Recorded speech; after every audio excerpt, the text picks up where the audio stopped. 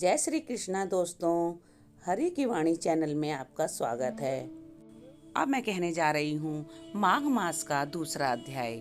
राजा के ऐसे वचन सुनकर तपस्वी कहने लगे कि हे राजन, भगवान सूर्य बहुत ही शीघ्र उदय होने वाले हैं, इसलिए यह समय हमारे लिए स्नान का है, कथा का नहीं।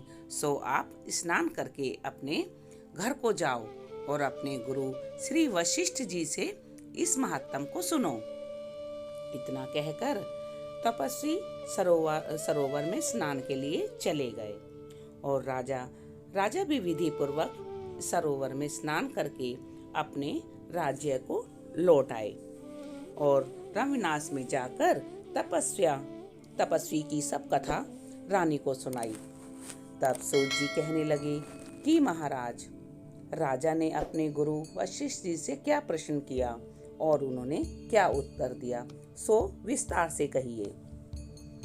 व्यास जी कहने लगे, हे सूत जी, राजा दिलीप ने रात्रि को अच्छी तरह निद्रा ली और प्रातः ही अपने गुरु वशिष्ठ जी के पास जाकर उनके चरणों को छूकर प्रणाम करके तपस्वी के बताए हुए प्रश्नों को अति नम्रता से पूछा कि गुरुजी, आपने आचार, दंड, नीति, राज्य, धर्म तथा चारों वर्णों के चारों आश्रमों की क्रियाओं, दान और उनके विधान, यज्ञ और उनकी विधियां, व्रत, उनकी प्रतिष्ठा तथा भगवान विष्णु की आराधना अनेक प्रकार से तथा विस्तार पूर्वक मुझको बतलाई है। अब मैं आपसे माघ मास के स्नान के महत्व को सुनना चाहता हूँ। सो हे तपोधन, नियम पूर्वक इसकी विधि समझाइए। तो गुरु वशिष्ठ जी कहने लगे कि हे राजन, तुमने दोनों लोकों के कल्याणकारी, वनवासी तथा गृहस्थी के अंतःकरण को पवित्र करने वाले माघ मास के स्नान का बहुत ही सुंदर प्रश्न पूछा है। मकर राशि के सूर्य के आने पर माघ मास में स्नान का फल गोभूमि, तिल, वस्त्र, स्वर्ण, अन्न, घोड़ा आदि दानों का और चंद्रयान तथा ब्रह्मा को व्रत आदि से भी अधिक होता है।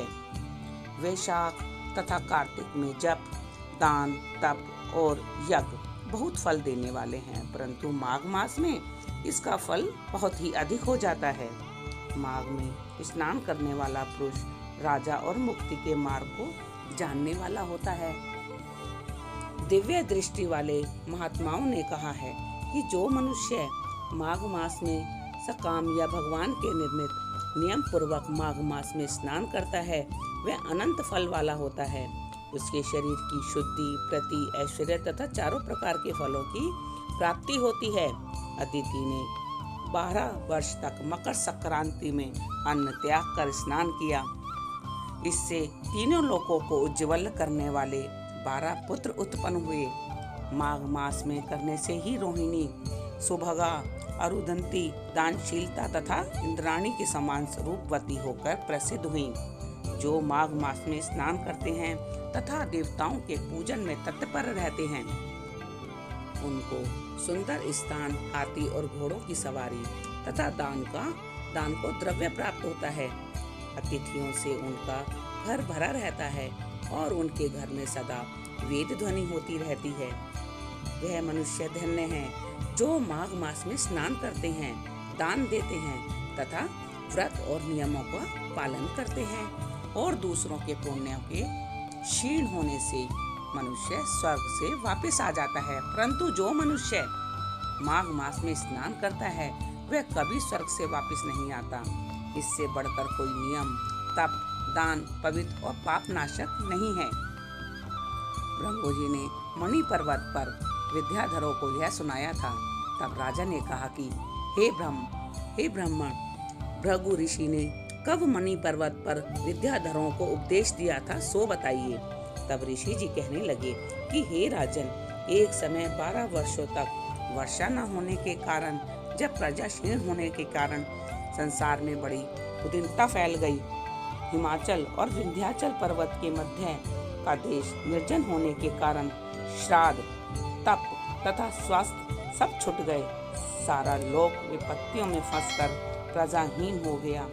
सारा भूमंडल फल और अन्न से रहित हो गया, तब विंध्याचल से नीचे बहती हुई नदी के सुंदर वृक्षों से आच्छादित अपने आश्रम से निकलकर श्री भृंग ऋषि अपने शिष्यों सहित हिमालय पर्वत पर गए। इस पर्वत की चोटी नीली और नीचे का हिस्सा सुनहरी होने से सारा पर्वत पीतांबरधारी श्री भगवान के संतरंग लगता था।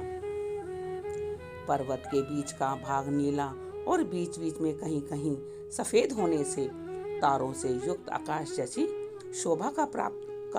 शोभा से प्रतीत होता था। रात्रि के समय वह पर्वत दीपकों की तरह चमकती हुई दिव्य औषधियों से पूरी किसी महल की शोभा को प्राप्त होता था। वह पर्वत शिखाओं पर बांसुरी बजाती और सुंदर गीत गाती हुई किन्नरियों तथा केले के पत्तों की पताकाओं से अत्यंत शोभा को प्राप्त हो रहा था।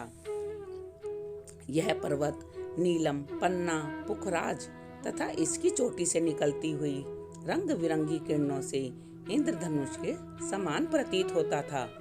स्वर्ण आदि सब धातुओं से तथा चमकते हुए रत्नों से चारों ओर फैली हुई अग्नि ज्वाला के समान शोभामान था।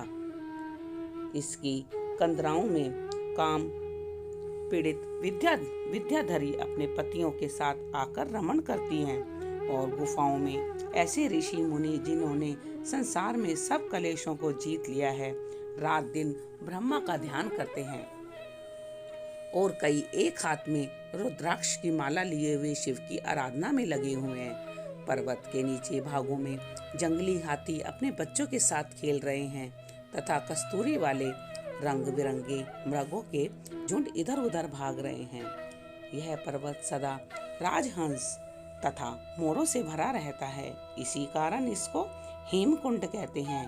यहाँ पर सदा ही देवता, गुहाक और अप्सरा निवास करते हैं। तो दोस्तों, दूसरा अध्याय यहाँ समाप्त होता है। आपको तीसरे अध्याय के लिए आपको आगे वाला वीडियो देखना होगा। अगर आपको पहला अध्याय देखना है तो आप मेरे चैनल पर जाके देखिए। अगर आपको मेरी ये अध्याय अच्छा लगा हो तो मेरे चैनल को लाइक करें, शेयर करें और सब्सक्राइब करें। बोलो श्री हरि।